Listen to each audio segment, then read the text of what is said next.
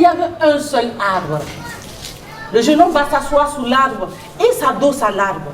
Et l'arbre crie, jeune homme, tu vas me faire tomber. Mes racines ne tiennent pas. Oh, calme-toi arbre. Moi, je suis en train d'aller chez Dieu.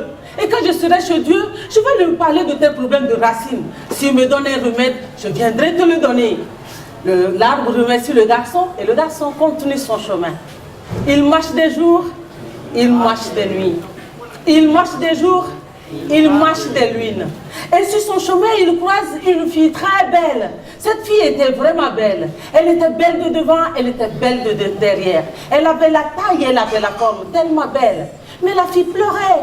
Le jeune homme regarde la fille pleurer. À un moment donné, mais belle fille, pourquoi tu pleures? La fille pleure depuis belle. À un moment donné, il dit, mais tu vois, malgré ma beauté, je n'ai pas de mari. Tchou, dit le garçon, et si tes larmes, moi, je suis en train d'aller chez Dieu.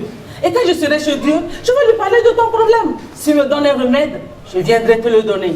La jeune fille remercie le garçon et le garçon continue son chemin. Il marche des jours, il marche des nuits.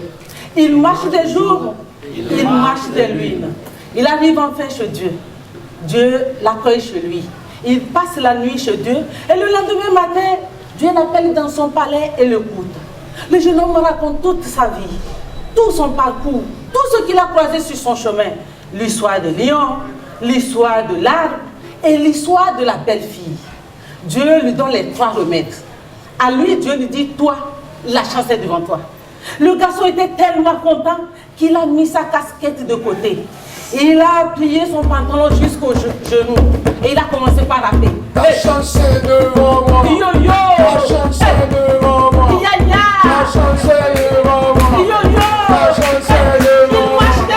La chance est devant moi. Il marche des nuits. La chance est devant Il moi. marche des jours. La chance est devant moi. Il marche des nuits. La chance est devant Il marche des jours. La chance est devant Il marche des nuits. La chance Et sur son chemin, il arrive chez la belle fille. La belle fille toute contente. La taille à bras ouverts. Tchou. C'est quoi la bonne nouvelle? La chance est devant moi. Belle fille, prends mon bord. Bigo, Dieu dit de te dire, le premier homme que tu vas croiser sur ton chemin, marie-toi à lui, c'est lui l'homme de ta vie. Alhamdulillah, Dieu tu es grand et tu es bon. C'est toi le premier homme, marions-nous. Non, non, non, dit le jeune homme, Dieu m'a dit que la chance est devant La moi. chance est devant moi. La chance est devant moi. La chance est devant Il moi. marche des jours, La chance est devant moi. il marche des nuits, La chance est devant il moi. marche des jours, il marche des nuits. La chance Et est sur devant son moi. chemin, il arrive dans le désert. Et surtout chez l'arbre, et l'arbre tout content. La feuille à bras ouverts. La chance est devant moi. C'est quoi la bonne nouvelle? Oh, oh. Arbre, prends mon corps. Bigo, Dieu dit de te dire, les voleurs ont mis des mégots d'or et des pièces d'argent sous toi. C'est pourquoi tes racines n'arrivent pas à s'enfoncer. Suffit seulement que quelqu'un les enlève et tu auras la vie sauve. Oh Dieu, Jésus, tu es bon. Mais, garçon, enlève les mégots d'or, les pièces d'argent, tu deviens très riche et moi j'aurai ma vie sauve. Non, non, non, arbre. Dieu m'a dit que la chance est devant moi. Yo! La chance est devant moi. Yo, yo! La chance est devant moi. Ya, ya! La chance est devant moi. Yo, yo! La chance est devant Il moi. marche des jours, La chance est devant il moi. marche des nuits, La chance est devant il moi. marche des jours, La chance est il devant moi. marche des nuits. La chance Et est sur son devant moi. chemin, La chance il arrive dans la forêt. La chance Et est surtout chez l'arbre, La chance est les lions tout La chance et est surtout devant moi. chez les lions, La chance est les devant lions moi. tout contents. La chance est La feuille à bras ouverts. Oh, C'est quoi la bonne nouvelle? hey, hey.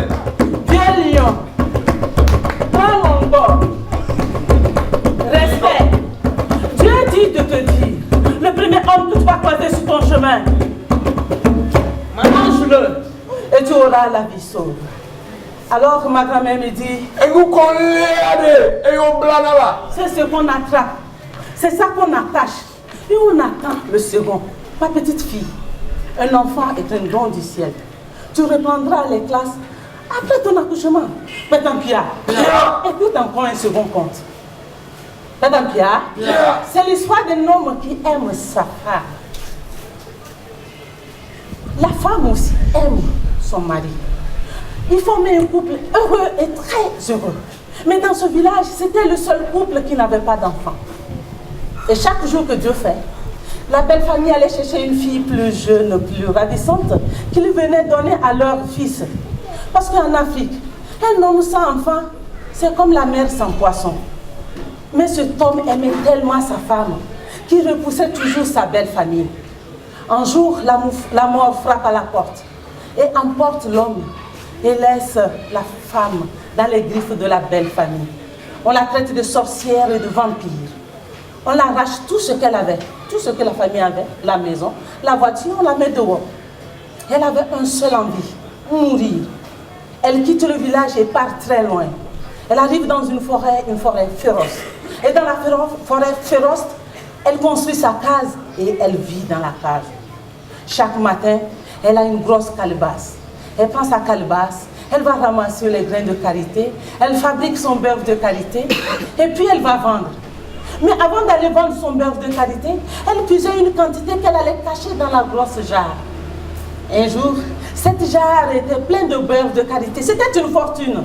Et depuis ce jour, avant que la femme n'aille au marché, elle se met devant la grosse jarre. Elle soulève ses deux mains vers le ciel. Elle fait sa prière. Je ne suis qu'une pauvre femme. Je n'ai rien dans ma case plus que cette jarre pleine de beurre de karité, Seigneur. Si tu pouvais prendre cette fortune et me donner un enfant, ça me fera plaisir. Chaque jour, c'est sa chanson. Chaque jour, c'est sa prière. Un jour, elle est partie au marché. Et le soir, quand elle est rentrée, elle a retrouvé sa maison balayée. Elle rentre dans sa case et trouve la case balayée. La cuisine bien faite et servie. La lessive lavée, pliée et rangée. La vaisselle lavée et rangée. Elle regarde aux alentours et ne voit personne. On dit celui qui a la diarrhée n'a pas peur de l'obscurité. Elle vient s'asseoir devant son plat, elle mange avec appétit et rentre se coucher. Mais tant pis, le deuxième jour, elle est encore partie au marché. Et le soir venu, la même surprise. La maison balayée, la cuisine bien faite. Elle regarde aux alentours et ne voit personne. Elle regarde dans la forêt, personne. Elle vient quand même s'asseoir devant son plat. Elle mange avec appétit et rentre se coucher. Le troisième jour, elle a fabriqué son beurre de karité et puis elle est partie. Mais quand elle est arrivée au marché, elle voulait voir la personne qui venait la faire la surprise. Alors, elle a pris le chemin de la maison. Et quand elle est arrivée à la maison, et lorsqu'elle a ouvert sa case, elle a trouvé une fille très belle. Cette fille était belle. C'était une beauté. Mais quand la fille a senti que la vieille était là, elle courait pour aller se cacher. La vieille s'est précipitée, s'est jetée à ses pieds. Ma fille, ne m'abandonne pas. Tu es l'enfant que j'ai cherché toute ma vie, que je n'ai pas trouvé. Reste avec moi. La jeune fille regarde la vieille à ses pieds, tout émue, dit: Vieille, tu as découvert mon secret. Je suis fabriquée à base de beurre de karité. Et d'un homme chaque jour, quand je finis de te faire la cuisine, Dieu me ramène dans la jarre et le lendemain me ressort de plus belle. La vieille dit: Tu ne vas plus faire la cuisine. Tu vas rester avec moi. Elle sait très fort sa fille et la nomme Gamidi. Chaque soir, elle accompagne sa fille et la chante la berceuse.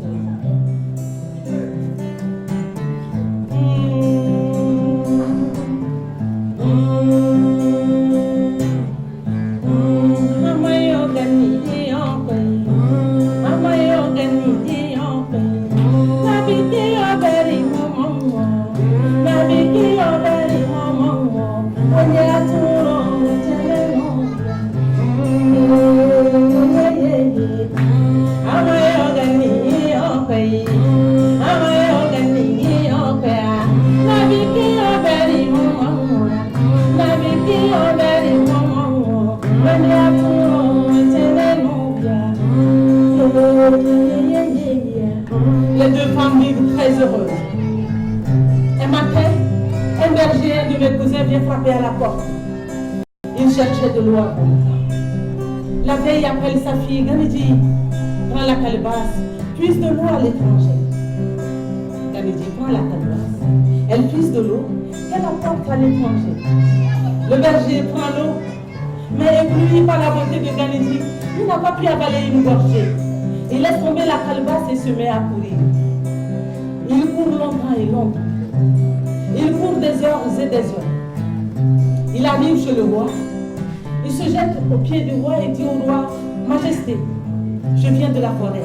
Et dans cette forêt se trouve une fille, une nymphe, une fée dont toi seul es digne de l'avoir comme épouse. Hey, berger, dit le roi, pourquoi tu te cherches de problème? Tu sais très bien que si j'arrivais dans la forêt et que je ne retrouvais pas cette beauté, je vais t'enlever la tête. Mais si j'arrivais et je trouvais cette beauté, comme tu sais bien le dire, tu as droit à 2 sacs de mégots d'or. Le berger donne sa parole. Le roi ordonne 2 chevaux, un pour lui et un pour le berger. Les 2 reprennent le chemin de la mer. Sors les guides. Sors les guides. Sors les guides. Sors les guides. Sors les guides. Sors les guides. Sors les guides. Sors les guides. Sors les guides. Sors les guides. Il galoppe longtemps et longtemps. Il galoppe des heures. Les heures, c'est des heures. Il galoppe longtemps et très longtemps. Madame Pierre, ils arrivent dans la forêt. Le roi et le berger descendent des chevaux. Le roi se dirige vers la cave. Et quand son regard se pose sur celui de Ganidji, il avait envie de la marier maintenant et tout de suite. La maman de Ganidji se jette aux pieds du roi. Majesté, cette fille que vous voyez là, elle ne sait pas faire la cuisine. Elle ne sait pas balayer. Elle ne supporte pas du tout la chaleur. Vous ne pouvez pas la marier. Il y a des filles plus belles, plus jolies, plus ravissantes que ma fille. Laissez ma fille et allez-y chercher ailleurs. Le roi a eu coup de foudre. Il regarde la vieille sur la main du vieil. Belle-mère, lève-toi. Malgré ta pauvreté, tu as pu garder cette fille sans tâche. Et moi, avec ma fortune, penses-tu que je ne peux pas la rendre plus heureuse que tu ne penses? En tout cas, le roi arrivait à convaincre sa belle-mère. La vieille accepte donner la main de sa fille au roi. Madame Pierre, le mariage est célébré. Le roi et sa femme rentrent chez eux. Un mois après, elle tombe enceinte. Madame Pierre, le roi est content. La mère de Ganidji est plus contente. 9 mois après, elle donne naissance à un garçon très beau. Il ressemble à sa mère comme 2 gouttes d'eau. Le roi était très content. Malgré ses 1000 femmes, il n'avait pas de garçon. C'était un héritier tant attendu. La mère de Ganidji était plus contente que le roi. Madame Pierre, un jour le roi allait voyager. Il appelle la première de ses femmes et il confie Ganidji à la première de ses femmes. Je vais voyager, je te confie ma femme. Ma femme ne doit pas du tout faire la cuisine. Elle ne doit pas s'approcher du feu. C'est interdit. Elle ne supporte pas la chaleur. À peine que le roi a claqué la porte, que les deux épouses de Ganidji ont allumé un grand feu de bois. Elles ont posé une grosse marmite pleine d'eau. Et quand l'eau a commencé à bouillir, elles ont demandé à Ganidji de sortir et de tourner la pâte. Ganidji a refusé. Elles sont rentrées dans la case de Ganidji. Elles ont traîné Ganidji juste devant la grosse marmite qui bout. Elles ont mis la spatule dans la main. Et quand elle a commencé par tourner, elle a commencé par fondre. Elle tourne. Elle fond. Elle tourne. Elle fond. Quand le roi est rentré, il n'a retrouvé que son garçon. Et le garçon a dit à son père, le beurre de karité s'est fondu, s'est transformé en une vague d'eau qui a emporté toutes ces pepousses qui sont devenues des poissons. Le roi déçu se transforme en hippopotame et suit ses femmes. À l'heure où je vous parle, c'est le fils de Ganidji qui est le roi de ce royaume.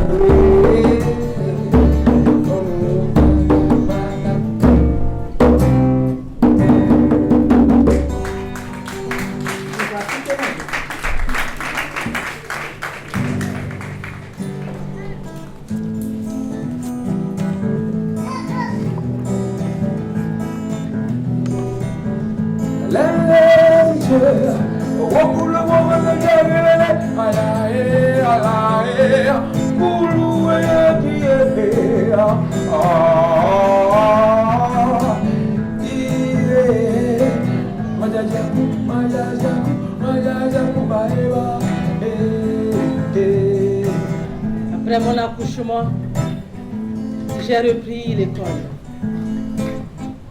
Après mes études, j'ai décidé de rejoindre mon mari avec notre enfant. On formait un couple heureux et très heureux, jusqu'au jour où le sort a voulu que nous vivions proches de la belle famille. Je ne parlais pas leur langue. Personne ne parlait ma langue. Loin de Yahi, mais proche de ces chansons que je revisitais souvent pour adoucir mes nuits, bercer le cœur de mon mari. Et cela me donnait la force d'affronter la vie au foyer. Et comme Yahi disait souvent, ma petite fille, tu es venue dans cette famille pour boire le lait et nous compter les bœufs. Et ce lait, tu vas le boire.